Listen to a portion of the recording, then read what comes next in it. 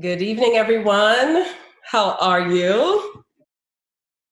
I want to thank all of you so much for joining us this evening. I've got a real special friend on here tonight that many of you can see. Those of you who I haven't met before, I'm Aba Kwao. I'm the president, founder of TAAPR. And I have a very special friend with us tonight who needs no introduction, Mr. ANDRÉ Leon TALLEY. Hi, ANDRÉ. How are you? Can you unmute your mic, please, so we can hear you? Very well. There you are. Very well. Thank you. Hello, sir. Very well. You're looking amazing. Thank you. We're so excited to have you with us So tonight. excited. Thank you. So guys, this guy needs no introduction whatsoever, and I trust that you have all done the homework. I have my Professor Kwao hat on, so you've read the book and you have come prepared to chat with ANDRÉ tonight, as I have. Mm-hmm. So ANDRÉ, Mm-hmm. what are you wearing?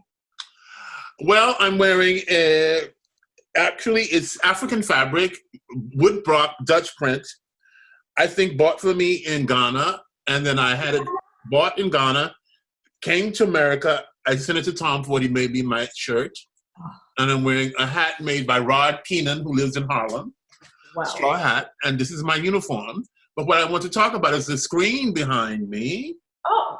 Because that screen came with me from Paris. I had it made in the early 90s. And that is a fabric, cotton fabric. It's a 3-panel screen. I have 2 screens. And so when I started doing Zoom talks, I had the screen brought to this room because this is a Tree of Life cotton chintz that I purchased in the gift shop of the Chateau Vaux de Vicomte. And the Vaux de Vicomte is the castle of the finance minister of Louis XIV. Wow. And Monsieur Fouquet was 25 years old. He was obviously a precocious person. And he was charged with the finances of Louis XIV, the king. And so one night he gave a party for the king in Vaux de Vicomte. And the king went to the party. So that night, Monsieur Fouquet was the king of France. And by 2 o'clock in the morning, he was nobody because the king was so jealous of the chateau that he had him put in jail for life. His wife was exiled. And then the king bought all the tapestries, about 122 tapestries, and all the orange trees. And that's how he started Versailles. Wow. And there it is in your house. Yes, it's a relic of my research and passion for France and French culture and history. Amazing, amazing. So guys, if he has a screen with that much history and character, I would love to see the rest of the house one of these days, ANDRÉ. Okay. I'm not going to say that right now. Yeah. So ANDRÉ, I have this wonderful memoir. Thank you. That I literally read in one day. I could not put it down. So first and foremost, let me congratulate you on reaching number 6 on the New York Times best-selling list in the first week of publication. That's a great achievement. Great achievement. that is major, and I just must congratulate you. Thank you. Thank you. Thank you. So all of you who have joined us tonight, we will go through the book and chat up ANDRÉ. You will have a chance to ask your questions. I know several of you sent your questions to us in advance, but use the the Q&A button at the bottom of your screen. And when we get to further down in our discussion tonight, we'll make sure to pull you in. Now, I know we had 15 minutes of cocktail time. Well, I see that rosé over there, and I see that beautiful, is that a Chinese bird cage over there on your console? Oh, you're so good. This was a Chinese bird cage. This was a gift actually from 19 years ago. It was a wedding gift. Oh, it's beautiful. One of my father's colleagues, a Japanese colleague of his. Oh, that's beautiful. Here. And I'm sitting in front of a piano that is older than I am. So really, really excited. It doesn't have as big a story as yours. But so tonight we're going to get into a lot of things, ANDRÉ. I hope you're ready. I'm ready. You're always ready. So for me, you know, I have admired you for... Oh, look, you're wearing a new Patience. Have you got something new from Patience? I see that's a Patience Tolaway. Yeah, it's beautiful. This is from Patience Tolaway, all the way from Lagos, Nigeria. I'll tell you guys about that later on. Yes, so I'm wearing a kaftan in your honor. Yes, and thank you for wearing Ghanaian fabric in my honor tonight. Thank you. So Andre, I have watched your career for my 45 years of life, which is not your whole career, but I've seen some of it. Uh-huh. And I have admired you and loved you from afar. And I have run into you over many years, even before we actually got acquainted. Yes. First from those society pages and from your articles, of course, in Vogue. But then it was one really frigid night in New York where we were standing outside for an hour waiting to get into Kimora Lee Simmons's Baby Fat show years ago. And I remember I heard a voice behind me and I turned around and lo and behold, it was DeAndre Leon Talley, wrapped in a giant Louis Vuitton muffler, Yes. and matching suit, hands in your pocket, and I froze. I was cold, but I froze. But I will never forget that moment. And then again, somewhere around the year 2005, I had the honor of seeing you and Oscar de la Renta on stage. It was when ALT 365 came out. And you wonderful, yes. A book signing. Yes. I remember sitting front row at that event, and I couldn't get enough of how elegant you two were. I will never, ever forget the shoes. Manolo, I am sure. Yes. But it is etched on my brain for life. Beautiful. You were so elegant, and I met you for the first time. You signed my book, and I said, I love him. And then years later, when our mutual friend Robin Givon debuted her Battle of Versailles book, yes, a book signing for her, and you came down to the French ambassador's residence. And you organized the trip. And suddenly there I was in a closet with you and a magnificent kaftan. It was red, it was Tom Ford. Yes. I couldn't believe my life. Yeah. And from that point on, that was it. And we've done many things together since then. Many things. And I'm so thrilled and happy to be here with you. And really thrilled to have you here with us tonight. So Thank you. So I'm going to read a quick bio. Again, you do not need an introduction, but going back to the wonderful book, ANDRÉ Leon Talley was the indomitable creative director at Vogue during the magazine's rising dominance as the world's fashion Bible. Over the past 5 decades, his byline has also appeared in Vanity Fair, HG, Interview, and Women's Wear Daily. He has published several illustrated books, including The Little Black Dress, which I have, ALT 365, which I have, Oscar de la Renta, The Legendary World of Style, and I have that too. And Andre is also the subject of a documentary that all of us have seen, The Gospel According to Andre. Andre received his MA in French Studies from Brown University, and he served on the board of trustees for Savannah College of Art and Design for 20 years. Wow, what a life, Andre. What a life. In the trenches. So, Andre, you were a young Black boy from the segregated South, and you grew up to become one of the most influential figures in the international fashion industry. Your own dear friend, Whoopi Goldberg, said in your film, he was so many things he wasn't supposed to be. Yet here we are. You know, your new memoir, I mean, your new memoir is quite a read. And I mean it in all senses of the word. Yes. And I want to ask you something, Andre. Yeah. What did you set out to accomplish with this new book? Because it's so different from your first memoir. I set out to leave a record, a chronicle, a life of a Black man who grew up against all odds in America, grew up in the Jim Crow segregated South, went to segregated schools, went to the North to a very elite university, and came to New York City and started a career that has lasted me to this day. And I wanted to leave for future generations a chronicle of a life lived high, low, joyful, tearful, respectful, non-respectful, a life that has navigated in the trenches of systemic racism and navigated in the trenches of ageism, shaming, navigated celebrating joy and respect from colleagues and peers, and sometimes non-respect from colleagues and peers, being jumped to the curve. But in this life, I wanted to show to people that one can survive through faith, through the structure of church, the structure of family, which is so important, so pivotal to the Black man's success or the Black man's plight in America. Let us say that my book answers so many issues about what it takes to be and become a Black man in America, because after 401 years, after we were brought here in chattels and chains from Africa, your country, there is always in the mind of a Black man and some Black women that nothing has basically changed. We are living in this week where we have suffered another great tragedy, Rayshard Brooks, the atrocity of state-sanctioned lynching. And we are, the young people of all colors and races and transgendered and persuasions are marching in the streets. And as David LaChapelle said in his brilliant piece he did recently, I'm sitting on the back seat because they are doing just fine. The young people are out there watching, and I'm sitting in the back seat. You don't need me. And I'm like Chappelle, I'm taking the back seat on this ride because these people are doing just fine.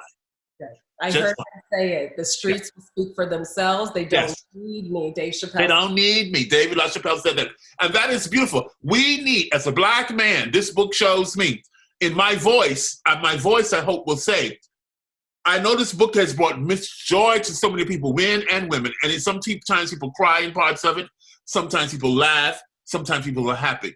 But I feel that somehow my voice, because I'm in fashion, I have shown in this book that fashion has the dark underbelly of racism, and whether it's overt or if it's covert.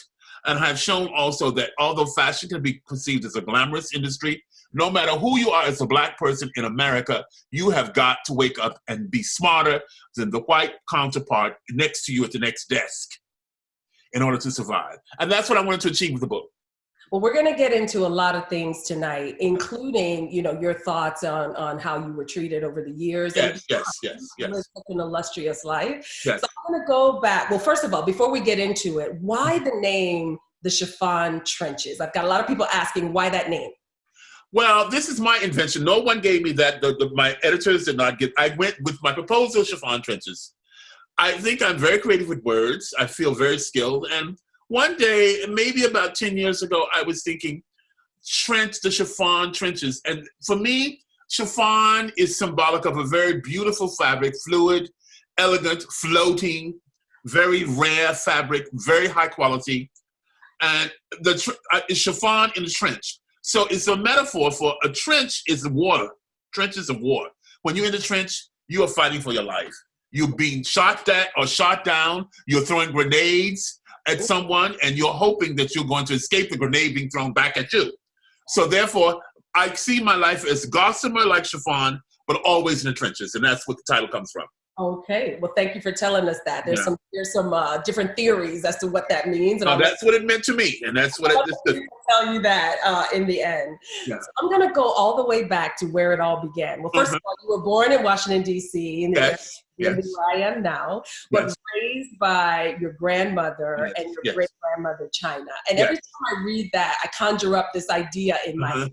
I mean, of those two formidable women. Yes. So, you know, what I want to know is, what was it like to be raised by them and in their home versus what was going on in the society outside of their home for you? I thought as a child, I thought that I had the most wonderful home. I felt love every moment. I felt nurtured. I felt protected. These two women did everything. I was the only child in the home. I was the only child. My grandmother had only one grandson, and it was I. And everything they did, I didn't think about anything. I was safe. When I grew up in that house, I felt that our house was as great as any house. When I became exposed to things like the White House, Jackie Kennedy gave the White House tour, well, I saw that the houses were big. You know, the White House is a big house. When I started reading Vogue, I saw the beautiful homes of people in Vogue, Ebony magazine, Jet magazine. I mean, I was exposed to things, but all the relatives in my house, we were very humble people. We were not affluent Black people. We were hard-working, we were hard, scrapping people. My grandmother was a domestic maid at Duke University all her life. My great-grandmother, China, who died in 1961, never worked. She had been given land. She and her husband had given land, 40 acres and a mule. And unfortunately, when her husband died, they sold that land, a whole bunch of acres, for $2,000. Wow. And for $2,000, she moved to the city with my grandmother, her eldest daughter, and lived with my grandmother until she died. So everything was beautiful. My great-grandmother used to boil the sheets in a black pot in the summer under a peach tree. Take a branch off the peach tree and stir. The water was so hot, she built a fire under the sheets in a black cauldron pot and just stir and stir and stir. And then dump them into a blue galvanized tin tub and a blue rinse, and then stir and stir with another stick, and then dump them again in another tub and into white water and stir and put them on the clotheslines in the backyard to dry. And I used to run through the sheets drying, and you never had an experience until you run through sheets drying in the open air. That has stayed with me throughout my entire life. The of that is amazing, huh? And that was a beautiful thing. But it was also beautiful the way they prepared everything. The food, the sheets on the bed. I was given chores, and I had to wax the floors. When I became of age, I had to wax the floors with Johnson's paste wax. Get on my knees and scrub and wax those floors. I never complained. I did my chores. I learned to make up a bed the way Michelle Obama said she taught her daughters how to make up a bed in the White House. I learned to make up a proper bed. Yeah. And that's a very important thing. It follows you throughout your life. Absolutely. So I went to church every Sunday. I had a kind of deportment in church. The children we didn't talk out. We didn't talk back to our elders. My grandmother and my great-grandmother just set standards of excellence, values. They were faith and they were religious. My grandmother read. My grandmother never she dropped out of school early to help her grandmother China, raise her other siblings. So she read the newspaper, and the book she read the most was The Missionary Helper and the Bible. And I remember that so much. And she loved reading The Missionary Helper and the Bible in the newspaper. Every recipe was passed down from generations or from her sisters. The cooking at Christmas, the preparations of food for Christmas was amazing. They started cooking fruitcakes at Thanksgiving, and then the fruitcakes were put on a cheesecloth with bourbon and brandy and sliced apples to keep them moist until Christmas. Thanksgiving, turkeys, hams. We were rich. Everything was rich on the dinner table. Ham, turkey, mashed potatoes, potato salads, green beans, collard greens, dumplings, chicken dumplings. If you had the people over for Sunday dinner, it was just the most amazing festival of food. Wow. So this is what I grew up with. I grew up with cleanliness, clean home, very strict, very conservative, very regimented by routine. Wow. I loved it. I hope my children are listening. I'm chasing around this house to make it properly, yeah. to clean the floors. They haven't gotten there yet, but I'm so happy to hear that you were raised with that kind of discipline and foundation that carried you, through your career. To this day, a sheet on a bed is symbolic. A white sheet is the most luxurious thing you can have in your home. You do not have to have 18th century French furniture or 19th century African furniture. If you have a bed with pristine, clean sheets, you've already achieved a great thing in life. I could not agree more. Yes.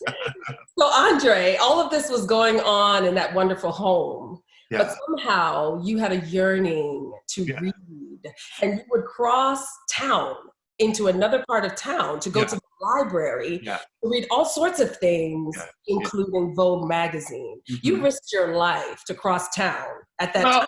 I was tall, skinny. I was a young boy and nobody bothered me. I walked downtown through the main streets. The public library was at the end of Main Street, and that's where I discovered Vogue. And we had a public library in the black part of town, but it was easy for me to walk from my house to Main Street to the white library. The library was not segregated, however, the society was. So I would walk in there and read and look at Vogue, and I discovered Vogue, and it just opened my world. And then when I got to be a teenager, I would walk across town on Sundays to the Duke Women's Campus, and I would go through the gates of the women's campus. And I remember once I was walking after I had Sunday supper. I used to look at Julia Child at 1 o'clock on PBS 13. Bon appetit. That's how I began to love French.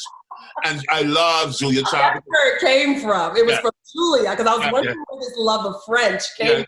No, it opened my world when Julia Child would say bon appetit and would do a la ficelle. And there she was sewing a chicken's, a frame with a needle and thread. So this was amazing to me. So I was walking through the East Campus, and a bunch of guys threw rocks at me. They were throwing rocks, and I kept walking. I had to go buy my Vogue. I didn't know. I was so naive. It was my own special world. No one questioned my world. My grandmother did not question what I was reading. She gave me my own room, and I had Vogue pages pinned up on the walls. On the wall, I had pictures of all the great things. I had Deanna Vreeland on the wall, Naomi Sims on the wall, Pat Cleveland on the wall. My room was peppered with images of people from Vogue, Stephen Barrows, all that. And writers, James Baldwin, Truman Capote, Eudora Welty, Mr. Faulkner, Hemingway, all of that I learned through Vogue. And so I just felt that I had a special passion for reading. When I remember I used to go on the Trailways bus with my grandmother to visit her daughter in Washington, D.C., my mother, or her sisters in New York. We used to take the train, and then we started going on the Trailways bus. We thought the bus was more modern, and we would get on that bus with a shoebox lunch, fried chicken, potato salad, and biscuits. And I remember the first time we took the Trailways bus, I was reading Madame Bovary by Gustave Flaubert in English, of course, not in French, because I had not started taking French. But I loved reading, and I was just I had to make my own world. My own world was made through literature and through fashion and the arts and through the images of Vogue, and the words of Vogue were very important. Not only were the pictures important, but the words, what I read about. I wanted to know those people. They were exciting to me. The people, Elsa Peretti, Naomi Sims, Barry Berenson, Lulu de la Falaise, Oscar and his first wife, Françoise de la Renta. These people became my friends when I got to New York, and I never thought that I would be in the world that I became. Deanna Vreeland was the most important thing I had ever heard of outside of Durham. But you know what? In reading all of those Vogue magazines as a young boy and as a teenager, and you talk about in your book how Jackie O entered the scene, and also onto the television where she started to give tours of the White House. And for the first time, you were able to see this, and you found that so mesmerizing. What was it about her, about the style, about the people that you were reading about and watching that was so intriguing to you? Well, when the Kennedys came onto the scene as the First Lady and President John F. Kennedy Jr., this was a great moment for Black people. They represented the newness of America. Before that had been the conservative Eisenhowers. Jackie Kennedy was the youngest First Lady at that time. Jackie Kennedy was steeped in French. She was a Francophile. And she was steeped in French. She spoke French. She wore French clothes, but she was officially dressed by Oleg Cassini. But she had ordered clothes at Givenchy. Her funeral suit was actually a suit that she had in her closet from Hubert de Givenchy. That's now in the Kennedy Library in Massachusetts. And everything about her resonated to the women in my church. Women up and down, and East Coast, West Coast, church women were inspired by Jackie Kennedy. I remember church women trying to wear the pillbox hat, carry the chain gilt handbag. Everything that Jackie Kennedy did and represented inspired Black people. So when she gave that tour of the White House, there was also a book that accompanied. I had the book, but that tour, I sat down, and on that black and white moment in that tour, which you can find on YouTube, she was wearing a Dior dress, a sort of aubergine cerise boucle wool dress. The way she spoke about the fireplace, the way she spoke about the gifts that had been given to the White House and how she found pieces of furniture, all of that just was so wonderful to me, extraordinary to me. And it was all about the arts of living, the arts of life, the lifestyle, flowers, arrangements. And it wasn't pompous or pretentious to me. I had my love of French because I took French level 1, 2, 3, and 4 from the 9th to the 12th grade. That was my true love. And I had my great French teacher, Cynthia P. Smith, and on 4 levels. She taught me 4 years French, and she was just wonderful. She was glamorous. She was wonderful. She's now deceased. She had a family. One of her sons was a member of the FBI.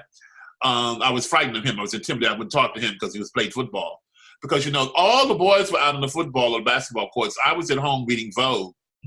Oh, my God. So I ran away. I walked to the other side of the street when I saw the boys on the football team. They were bullies. And I grew up in that kind of world, but I survived it. And I had strength inside of me. Although I feared, I felt very insecure about certain things. My sexuality, because I had been serially sexually abused. I kept it from my grandmother. I was ashamed. When I grew up to realize what it was, I was so ashamed. I was so afraid if I told my grandmother. Back in those days, Black people didn't have therapists. You couldn't go to a therapist and tell. A Black person in the South didn't know what a therapist was. And you couldn't go tell the minister because you might be considered the cause of the abuse, and they might send you away to reform school. So I had to go with all of that, and I kept it internalized in me until I wrote this book. So the book was in ways cathartic for me to write that, because I realized I'd overcome that. That sexual abuse was not part of who I became a famous, successful person. So this world that I created for myself, this world of Vogue and this world of style, was my escape world, and it became my life. Yeah, I'll admit it was very difficult to read. Yes. Of the book, and I only imagine how difficult it was. It was very difficult to live that because these were not strangers. These were male members of my neighborhood. A grown man from the next street over, as well as young adult men on the same street, neighbors, brothers of one of my friends. All my friends, they're older brothers, and I kept it. I never told anyone. For all those 70 years, I never expressed it. I never had a therapist. I just kept going to church because the church just renews your faith. No matter what you've been through. People have been through worse than I have. Think of the people in Africa. Think of the girls in the Boko Haram. Those girls who've never been found. Those girls who were kidnapped. Yes, of course. Yes. This is what people must go through. You must be strong and you must have hope. James Baldwin gives you hope. I mean, James Baldwin today, I can say there's no other greater man of literature. What a powerful person, because he was an activist. Absolutely. So Andre, you carried this and kept this inside, yes. All of these years. And I see how throughout the book, there are points that we know this, points in your life, that resurfaced and you dealt with it. But I'm going to move on and we're going to come back to that. I remember going back to that event once again. Actually, it was another event that we went to together when you were the guest of honor for the Alliance Française. Yes. You were the guest of honor. I remember sitting there watching you speak fluent French with the French ambassador. And I was so mesmerized, but very jealous. Very jealous. I took French, and I'm even doing Babbel since I've been home for 3 months. But it's not working out so well for me. So I'm very jealous of your ability to do that. So you found yourself away from Durham and at Brown University on full scholarship, mind. Yes. To a master's degree in French studies, and you were even about to begin your doctoral studies. Yes. And then, as I like to say, destiny clicked its heels. That's right. For you in a completely different direction. I want to talk a little bit about you coming from Durham, arriving in Rhode Island at an Ivy League school, and what that experience was like for you. Well, I went to Brown. The first time I was away from home. I went with 2 huge cardboard boxes of bedding and quiltings, antique quilts my great aunts had made, sheets and pillows. I had everything, and I went on a train. And I had an uncle, my mother's brother, who lived in Philadelphia, so he rode with me on the train to help me with those boxes. And then he got off in Philadelphia on the 30th Street station. I kept on to Rhode Island. And then someone helped me when I got off the train. I went to Brown alone. Other people went to the graduate school with their parents. I arrived alone. I arrived in the world, and I was not afraid. I didn't feel frightened. I went to the dorm where I was assigned, And I started going to classes, and I made friends. My best friend, Janice Mays, Dr. Janice A. Mays of Syracuse University. I speak to her every day. Janice Mays was a dear friend of mine, and she's a very brilliant woman. She had a scholarship, she did French studies. And I just made good friends. And then I also had a double life at RISD, the Rhode Island School of Design, just down the street, where all the artistic people went to go to study art and design. And those were my real cool friends, because they were friends who had come from Grosse Pointe or New York. They were affluent. Their parents were very well off. They would arrive at school at RISD with truckloads of furniture, Chippendale furniture, dining room tables, linen sheets, Baccarat crystal. So it was a world. I opened the world, and the world just became a bigger place. And when I went to Brown, I was wearing at Brown Estee Lauder purple lipstick on my cheeks, because I knew that Deanna Vreeland, I'd read that Deanna Vreeland had rouge on her earlobes.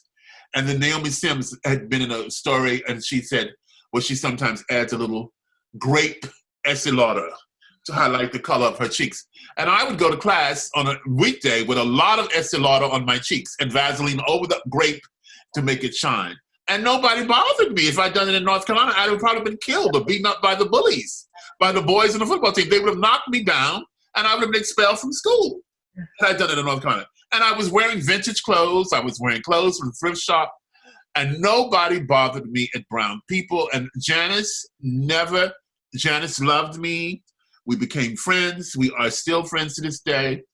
Yvonne was my friend, and she is an anesthesiologist. I went to her wedding in Beaumont, Texas. Janice and I, we went to Paris together. We went to Paris one spring break. We all took the plane to Paris, and we went to Versailles, and we walked into Versailles. And then Yvonne bought her fabric in Paris to have a wedding dress made, broderie anglaise, and her father gave her money enough to buy her trousseau, and she bought her navy blue Courrèges going-away suit with white buttons and Charles Jourdain white ankle-strap shoes. And so we were in Paris for spring break about a week, living in the same hotel. We had twin beds. Yvonne and Janice shared a bed, and I slept in the other bed. And so the night we were supposed to take the plane back to Rhode Island, I had no money. I said, loan me 50 francs. Give me 50 francs. And they said, why? I said, because I have to go to Club Set. And they said, well, what is Club Set? I said, it's the only place I'm going to see people of fashion. I'm going to see Grace Jones and Pat Cleveland and Saint Laurent, Betty Catrou and Lulu Barthelez. And I have to go to Club Set and see Grace Jones dancing on tabletops with no underwear. And they gave me 50 francs to take that trip on the subway to Club Set. I knew where Club Set was. They stayed in the room, and the next day we got up, took the plane back to America. So Brown opened up my world. And then I had a teacher who was a friend of mine at RISD named Richard Merkin. He's deceased. He's a great painter. And he just said, Andre, you've sent out 200 applications to become a teacher in private schools. Nothing has happened. You need to come to New York because your passion is fashion. You need to consider coming to New York. And Richard Merkin was one of the reasons that I came to New York. And I got to New York in October of '74 for a Coty Award ceremony. Carrie Donovan, then of fashion editor at Vogue, got me into a party at Joe Euler's house where there was Halston, Elsie Peretti, Deanna Vreeland, blah, blah, blah. Wait a minute now. You're getting ahead. I'm going fast. Now, we've got a lot to talk about, but before we even get there, I want to get to New York. You got right to where I was going. You left that little episode at Club Set out of the book, so I'm really excited to hear about. I had so much that book. The book I had a word count for the book because publishers now want word counts so the book is the right size so you carry your pocketbook and all that. I could have another book with so many stories I left out. Club Set was the gay club. You left that out because I didn't realize that you had been to Paris before. Oh yeah. When I went to Paris, this is when I became a person. When I went to Paris with Janice and Yvonne, my best friends, Yvonne was getting married to a high school sweetheart, Rufus Cormier, a lawyer. And she bought her wedding trousseau, and I was advising her. So I was already starting my career as a style consultant. And I said, well, you got to go to Charles Jourdain and get the white shoes. And then and she had the money, and her father had given her money. and she bought a navy blue suit a la Jackie Onassis with white buttons, a double-breasted suit for a going-away suit. And then when we got back to Brown, I went to Boston one weekend with her, and I said, you got to have a Stephen Barrow skirt for your trousseau. You got to go up to the Bonwood Teller and get the Stephen Barrow skirt that I saw in Vogue. Hello. Andre, I cannot get over your recollection. I can't quite remember what I had for breakfast, much less what happened 20 years ago, down to that amount of detail. I remember it. I remember everything. I remember that Janice it was so wonderful, and Janice used to love fashion, and we would sit around in the dorm, and, you know, we do our work. We were hard workers. We studied. We were hard. We studied hard. And then we would get the New York Times on Sunday, and there were little ads in the front of the paper called Shoe Biz in Mondale. And they were platform shoes at that time. And Janice and I came to New York so she could go into Shoe Biz and buy those platform shoes. Yes. At Shoe Biz. This is what was important to us. I bought my first Saint Laurent coat at the Reeve Gauche Boutique on Madison Avenue. I still have it in North Carolina. A navy blue winter coat. A navy blue, beautiful coat. I had velvet pants from Saint Laurent and 2 silk shirts. The velvet pants, I don't know, they're worn out. I don't know where they probably got thrown away. I had 2 pairs of velvet pants, 2 silk shirts, and this navy blue coat. And this is what I started young because Saint Laurent was the thing then.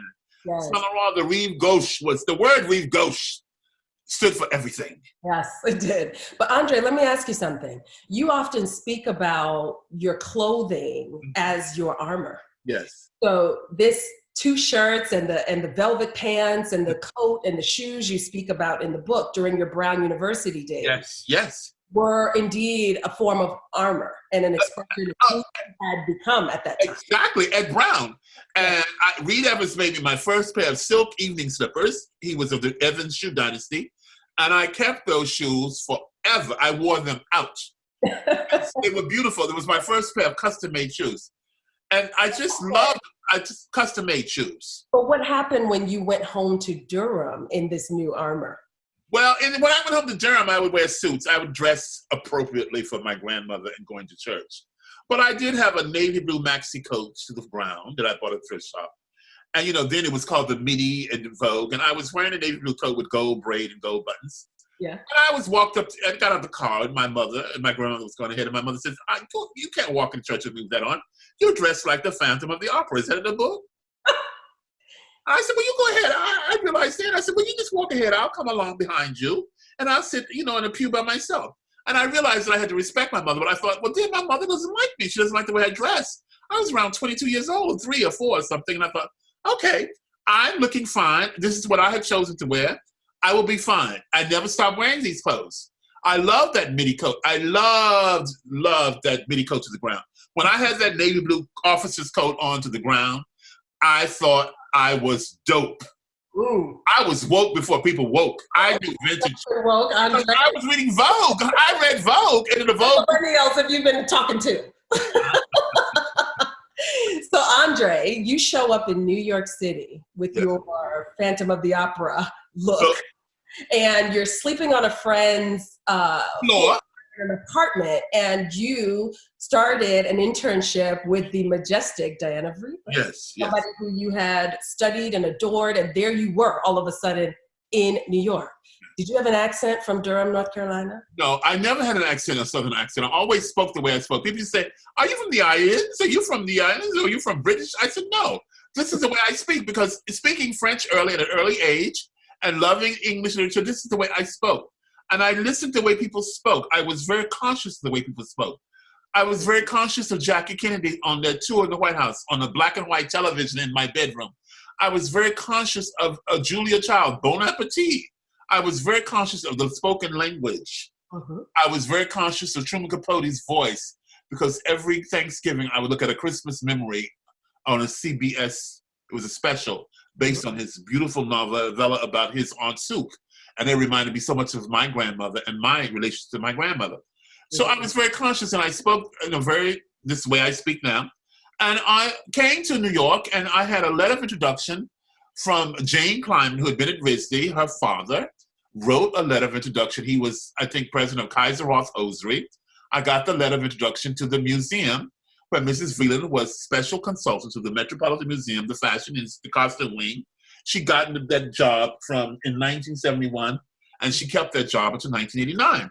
And I walked in with a letter, and then they said, well, you'll become a volunteer for the show Romantic and Glamorous Hollywood Design. That was in November of 1974. I stayed by Mrs. Vreeland's side for 6 weeks. At the end of the show, the opening night, Mrs. Vreeland called me into her office with Mr. Bill Blass. And she said, now, come see me next week before I go on my holiday to the De Laurentiis in the Dominican Republic. I went to her office, and she said, sit down. And she said, don't go home. Don't go home because you'll never come back. Do not go home. What are you doing? Please continue. Don't go home because you'll never come back. And she said, I'm going to tell you a story. There was a man who died. He was a very wealthy man. He had no friends. He had no family. But he had a lot of money. And he left in his will that the first person who comes to view my body in Frankie Campbell will inherit all of my money. And I said, what is the moral of this story, Mrs. Vreeland? The moral of the story is you don't go home. It will happen for you in the new year. That was December of 74. In January of 75, I was already interviewing. I was already doing freelance work and interview. I was at Halston's house for a party. Halston's living room. With all the Liza Minnellis, the Martha Grahams, the Bianca Jaggers. And Fred Hughes of Andy Warhol, his right-hand man, came to me and said, he had a very pronounced English accent. Although he was from Texas, he acted like he was a British lord. That was part of his study. He says, would you come to the factory on Monday? I was told, Deanna told us we had to have you. I said, yes. And I went to the factory, and I was hired immediately for $75 a week. Amazing. Because Deanna Vreeland said to the people at the factory and to Andy Warhol, you've got to have André Leon Talley in your world.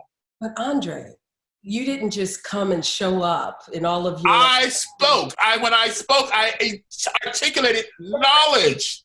No, but I mean... Power, Abba. Knowledge, as you know, is power.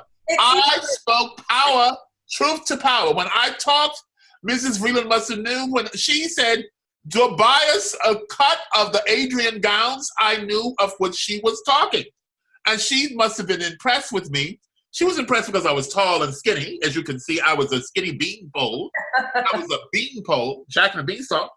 But they were impressed with my resume from Brown. And I was unique, I was black, and I was smart. And people were impressed. This was 1974, 75.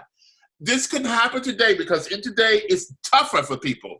Because the world is a bigger world. But in 75, the world was still very kind of closed, that fashion, small, elitist world.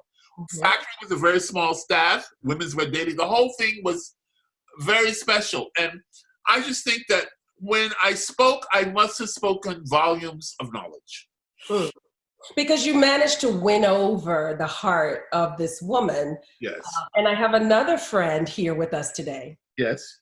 Who was another favorite intern of Miss Vreeland. Who is that? That is Miss Goodman. What? Why? Hey, I'm so happy to see you. I'm so happy to see you, André. See you. I mean, I have been, may I just say to you how much I love you, how much it means to hear your words. They are brilliant. You were brilliant. Thank you. And we started out together. I mean, yes. How did I know that, Diana Vreeland was going to shape my entire career? Total career. And tell the world that you started out as a model. And then you decided to go on the other side of the camera. Exactly. Tawny and I working on the same model, the Marlene Dietrich model at the show. And Tawny, I know we were friends, but I didn't know who Tawny was. And then Tawny's had this great career. She just came out with a book last year, a beautiful autobiography. And so we are from the Vreeland School. We are very rare, chosen people. We really are, because there are not many of us at all, as you well know. It took a lot to be chosen and to work with her. And André, I have to tell you, and for those of you who don't know. What a surprise, Tawny. Great to see you. Did you read the book? Ask Tawny, did you read the book? I can't wait to see you when we when this is over. When this is over, we will get together. We'll be together for sure. We'll be together. We'll have a family reunion because we are friends with Mrs. Vreeland's grandsons and your sister Wendy. Give my love to Wendy, okay? Guess what? So guys, Guess what? Here comes Wendy. Somebody else is here to surprise. What a surprise, Abba! You're divine. Friends to come in and talk to us. Hey. Wendy Goodman is also here, guys. We've got sisters. So Tony and Wendy, the design director at New York Magazine. So guys, this is a real treat and a surprise for you, Andre. Yes, I'm so surprised, thrilled. Hi, Wendy. All I can say, Andre, is I have been in tears listening to you. Your story is so iconic. You are such a legend in all of our lives. Your voice and your stories are something the world needs to know. Thank you. I agree. Really. I mean, reading your book, seeing your documentary, but listening to you now, it's like you should just be live streaming 24/7. I should be talking. I should be talking. But you're extraordinary. That's what a great surprise. Surprise, Andre. While I have you here, because you guys go way back, and those of us have read all the stories about the Andy Warhol days. Yes. We have read the stories of the wild parties and the cast of characters. Andre, you left the Met after, how long were you with Mrs. Vreeland? I was with Mrs. Vreeland in '74 with Tawny for the Romantic and Glamorous Hollywood Design. Then I got the job at Interview and then in Women's Wear Daily. And I used to go back, I went for the Women of Style, 10 American Women of Style. And I think I love that because I remember the Millicent Rogers clothes, which I loved, her Charles James beautiful blouses and skirts that she ordered, something she probably never wore, because she used to order Charles James clothes and have them put in storage. Charles James took forever to order the Cinder clothes anyway. And I think I worked on another show, the 10s, 20s, and 30s. Yes, I worked on that. I remember Marisa Berenson giving beautiful clothes from her grandmother Schiaparelli. And after that, I sort of didn't do any more shows, but I remained friends with Mrs. Vreeland until she died. And Wendy and Tawny were there when she died, actually in the hospital, but I had spoken to her 2 weeks before she died. She was my friend to the end, and I used to go read to her. Mrs. Vreeland stopped seeing people. I was just told this recently through Bob Colocello that only Mrs. Vreeland received her grandsons and me in her apartment, and when she stopped seeing people, when she went blind. And the reason she saw me is because she loved the sound of my voice, and I would go read to her. And that was the practice I did, and I loved reading to her. I would read entire books. I read the entire book, The Queen of Romania by Hannah Pakula.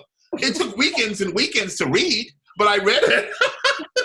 And I loved it. That was what I did. When others were going out taking drugs, I was reading to Diana Vreeland. It was very 19th century. Amazing. It was a very 19th century kind of a setting. There she'd be, in her beautiful red living room with its Tree of Life chintz from Billy Baldwin, and the flowers and the scent and the potpourri. We'd have dinner, the two of us, and then I'd go and start reading. She loved me, and I'd read it to 2 and 3 and 4 in the morning. Wow, Andre.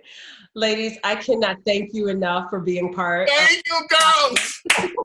And Thank you for having us, Andre. Thank you. Thank you. Please stay. There's more to come, and more chat for us to have. Abba, you've done an exceptional job. What an extraordinary evening. Thank you, Abba. Abba, we may have to repeat this evening. My God, and you got 500 people. Don't worry, I'm recording it, and we will share it with everyone. So, Andre, you found yourself over at Interview. Yes. And in your book, you talk about Tawny being with you at some of these wild Andy Warhol parties. Yes. You were making $75 a week. And you worked as an assistant to Andy Warhol at Interview magazine, but like a glorified receptionist, as you said in your book. No. Yeah. I worked at Interview on the Interview side. Andy had the factory where he did his painting and his social life, but I was at the Interview side. Bob Colocello was my boss. Fran Lebowitz used to come in. She was this cranky, grumpy, special contributor, and she had this great book, Metropolitan Life, which was her breakout hit, bestseller. It made her fortune. And she bought her taxi cab, and she bought a fabulous apartment. She had fabulous girlfriends. So I would take the notes and take the messages for all the people. I was a receptionist. I went to work at 12 o'clock. I got off at 6, and then Andy says, Andre, we're going to this party. Do you want to come? So I had my social life cut out for me through Andy. I used to go to work in that Reeve Gauche navy blue coat. I had that fabulous Reeve Gauche coat, the only one coat, and I used to wear beautiful cut tailored trousers I had custom made in Baltimore in a sort of Jewish ghetto where I went to a tailor when I was in Washington, D.C. in the summer. And I had beautiful shoes, but I loved vintage clothes. And I would just, pop people in my wardrobe with vintage clothing, coats, top coats, overcoats. I'd go to the thrift stores. I was very resourceful in those days when I didn't have little money. But I remember having the Reeve Gauche marbleized crepe de chine shirt and the velvet trousers. I had one pair of black velvet trousers and one pair of burgundy. I was going to ask you, at the end of the conversation, I want to talk about a few things about your time with Andy and your time. Well, let me just go with Andy. So Andy, I loved. Andy was a great boss. Andy would say, oh, Andre, don't you want to be a designer? You could do it. I said, no, Andy, I don't want to be a designer. I don't want that pressure. Oh, Andre, don't you want to be an actor? No, Andy, I don't want to be. What do you want to be? I said, Andy, I am happy. I want to be in fashion. That's why I'm here. So I became the fashion editor at Interview from January of 1975 to August of 1975. And in the meantime, I met all the great people, Lee Radziwill, the De La Rentas, Carolina Herrera, the Herreras, are my friends from then. I've known them since 1975. And Andy he was kind of naughty, but in a childlike way, because one afternoon I was sitting there typing somebody's story, answering the phone, taking the messages and writing down the messages. And I used to go every day to get Andy's lunch at Brownies. I'd go get his Sprouts lunch, alfalfa sprout on whole wheat bread and a little piece of lemon pound cake. And Andy came by at around 3 o'clock in the afternoon. He walked through the interview part of the factory. We had a separate offices, but it was adjacent to the big factory. Oh, Andre, why don't you come back and let me take a picture of your penis? And then I'll make a penis painting and I'll give it to you. And it would be worth a fortune because he was taking penis portraits of Victor Hugo's penis. They were called the cop portraits. And I said, I kept typing and I said, no, thank you. No, thank you, Andy. No, thank you. Oh, Andre, come on. I'll give you one. And, that's worth $40,000. I said, no, Andy, please. No, thank you. No, thank you. Because it was going through my mind. In my brain, I kept saying, I'll have my penis exposed, my grandmother will hear of it, and it will kill her. She'll have a cardiac arrest. My grandmother will have arrest. She will have cardiac arrest. Someone would write about black man has his penis exposed by Andy Warhol. No, Victor Hugo, he could do it, but not me. Andre, by page 23 of your book, I was already clutching my pearls. I was aghast by these oxidation photos and these totally photos, Andre. I didn't do any of it. He had the piss face. Victor Hugo was back there peeing on canvases for Andy. I don't know if he was stoned or what, but recently there's been documentation of it. Victor Hugo was back there doing all kinds of things, S&M sort of practices with other people, and Andy was photographing them. He was a voyeur. And recently there's been a 900-page book on Andy about his sex life. And I think Andy was a bit kinky. But he was, to me, his innocence. I was not offended by it. It was like once I went to the theater with Andy, to the movies. One year, Aliyah came to the city. And Aliyah was the new thing. And so we took Aliyah. I'd gone to Vogue by then. And we took Aliyah to an afternoon matinee of a movie. And we were sitting in the movie on the Upper East Side on Lexington Avenue. And I was in the middle. Aliyah was on one side. And Andy was on the other. There was just 3 of us. The lights went down. And I suddenly felt something going across my leg. And I looked down and I saw this white, vampire-like hand, veiny white hand, slowly, serpentinely, snake-like, heading towards my crotch area. And I screamed and I hit his hand. Andre! That was Aliyah's favorite thing. Aliyah just lost it. Aliyah just broke down laughing with tears in his eyes. I will never forget it. And Andy, he would just do that. Andy, I'd be at dinner. We would be at dinner, and Andy would sit there putting his hands on my legs, and I'd just swat them off like a fly. I didn't even say, Andy, stop. I would just push the hand back. It didn't bother me. I'd just go push his hand back because he was innocent. He didn't try to rape me or anything. It was just like, I don't need this from Andy Warhol.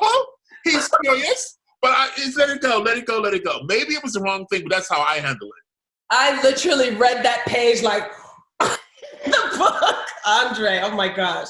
But I have to ask you something. Yes. You know, being brought up the way you've been brought up with a very traditional grandmother and great-grandmother in the church. Yes.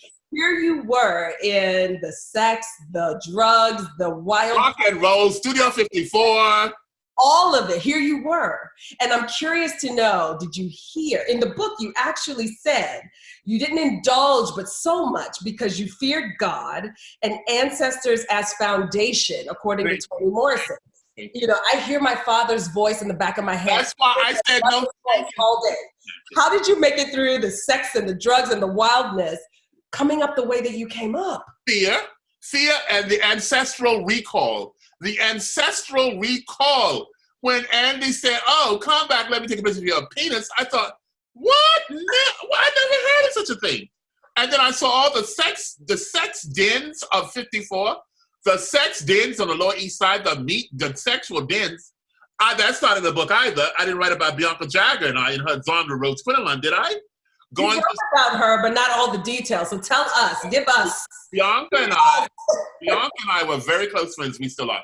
I don't see much of her, but Bianca and I bonded over clothes. I went to pick her up for an interview shoot. She was on the cover of the magazine, and Mick had been in town having a Rolling Stone concert at Madison Square Garden. So I went in the afternoon to pick her up at the Hotel Pierre. And I went to the suite, and she opened the door, and Mick is asleep.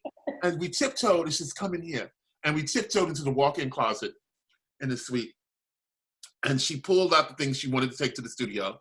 And there were these large Vuitton suitcases, rifle cases. Mm. She had gone to Vuitton on Avenue Marceau in Paris and ordered shooting cases for guns.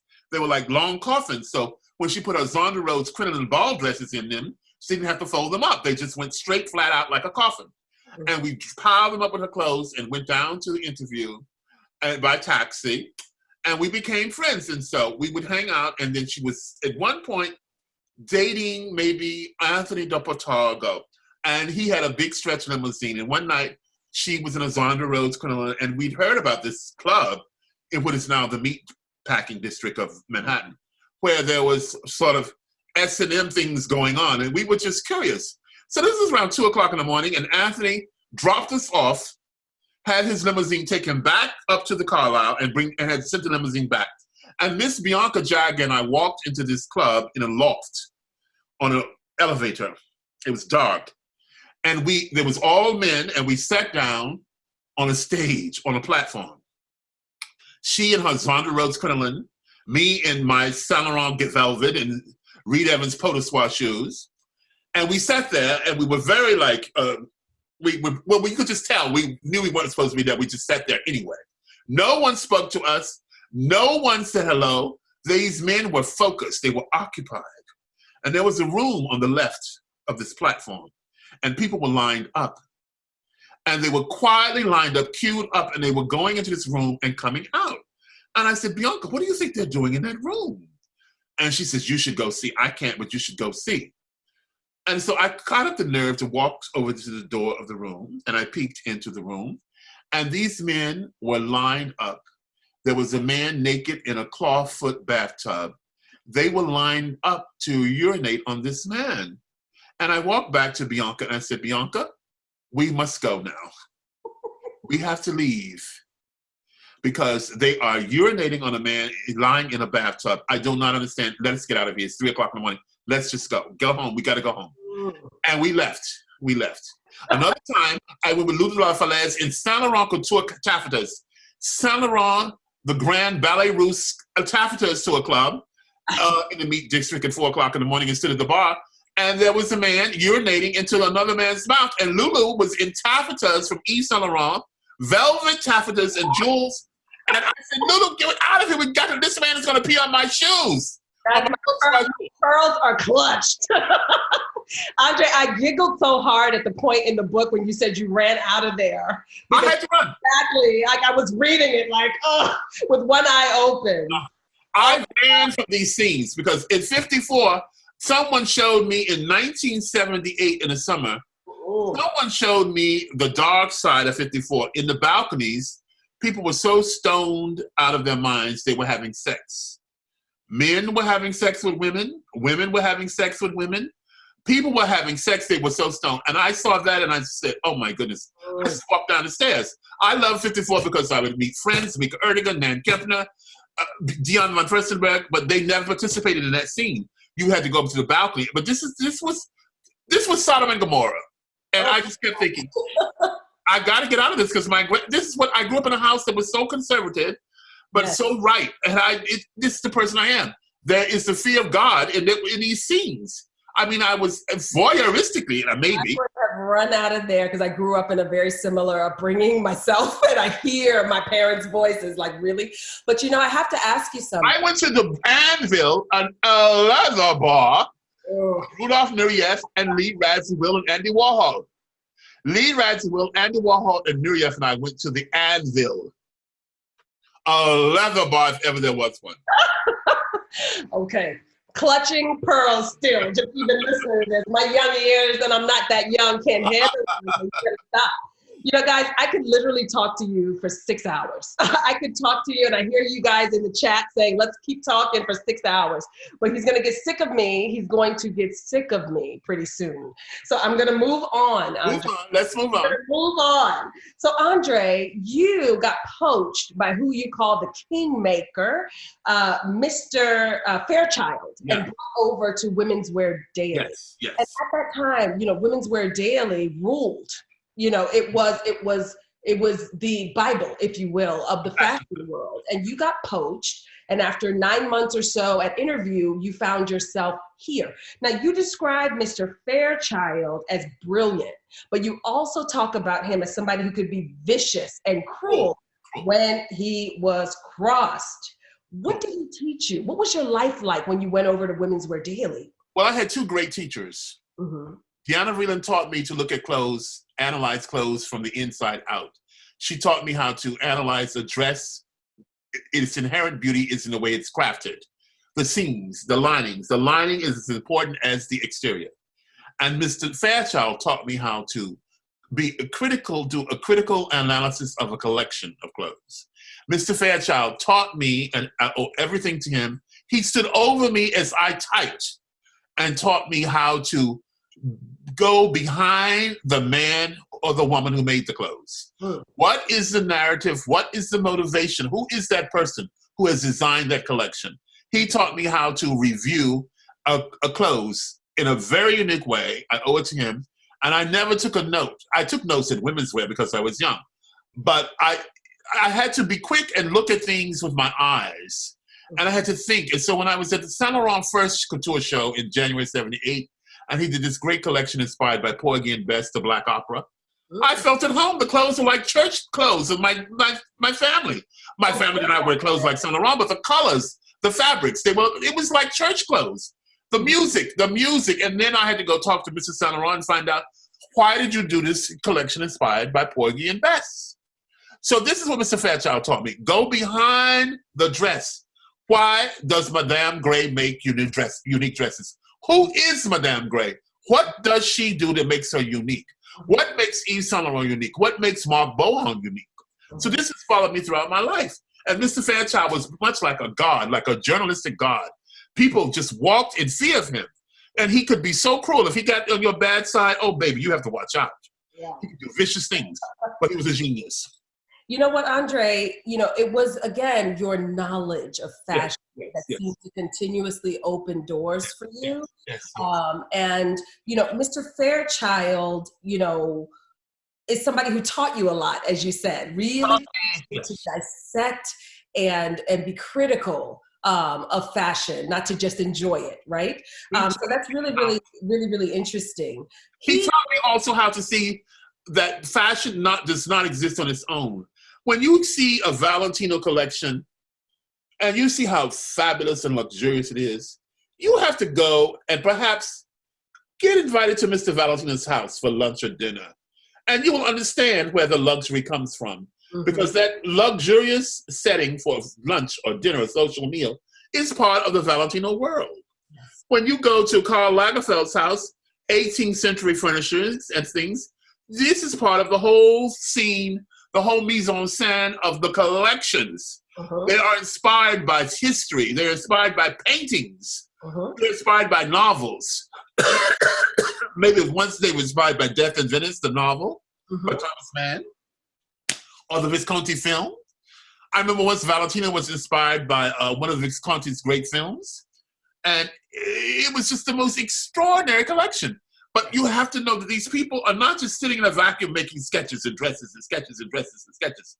People are inspired by something that has impacted their world. It could be a woman, it could be Lulu de la Falaise, Betty Catrou, Tawny Goodman, it could be Michelle Obama, yes, it could be Diana Ross, Beyonce, or Rihanna. Someone has inspired someone to do that dress or that look. So he really trained you and gave you that foundation. He did. And he trained me in a brilliant way. It wasn't like school. He just, Andre, what did you do last night? Where'd you go? I said, well, I went to dinner at the De La Renta's. Oh, that's the right place. You were sitting in the right place. Who was there? So he's processing. You have to think about who was at the dinner. What did they talk about? What were they wearing? And what was the subject? And I was lucky enough to get invited to the De La Renta's of the Dominican Republic. Now, when I got invited to the Dominican Republic, Mr. Fairchild was a bit envious that the De La Renta's had so liked me, they decided to invite me to the DR. You had to be very careful and walk the red line because you become friends, and he would then get very jealous. You know, that's a question that I actually have, because in the book, you actually said that he said to you, remember that I am the boss. Yes. It's because I'm curious how, you know, all these relationships that you had with the Society women, CZ Guest and Diane von Furstenberg and all these people that you met at Interview, did it ever piss him off? It pissed him off because when I got to Paris, people began to see me for who I was, and they loved me. As Betty Catrou said in the book on page 49, I think, Andre came to Paris and suddenly he was the king of Paris. She introduced me to Eve, and I became very close with Eve and Betty. Eve and Betty and I would go out to Club Set together, the three of us, without Mr. Berger as a chaperone.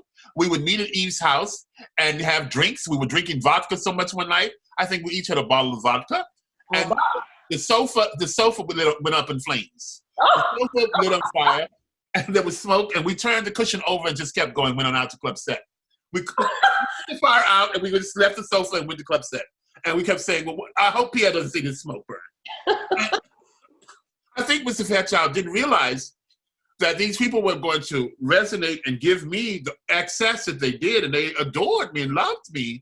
Betty Catrou is still one of my closest friends, you know? But you know something, Andre, you know, Mr. Fairchild, you know, you didn't just charm him. You worked your way. I worked hard. Come on. Extremely hard. And you talk in the book about working late nights. You talk in the book about working into the wee hours and then showing up. I never regret my training at no matter what. Showing up no matter what, even to the point when there was a blackout in all of New York. You thought you forgot to pay the bill, but you still showed up at work.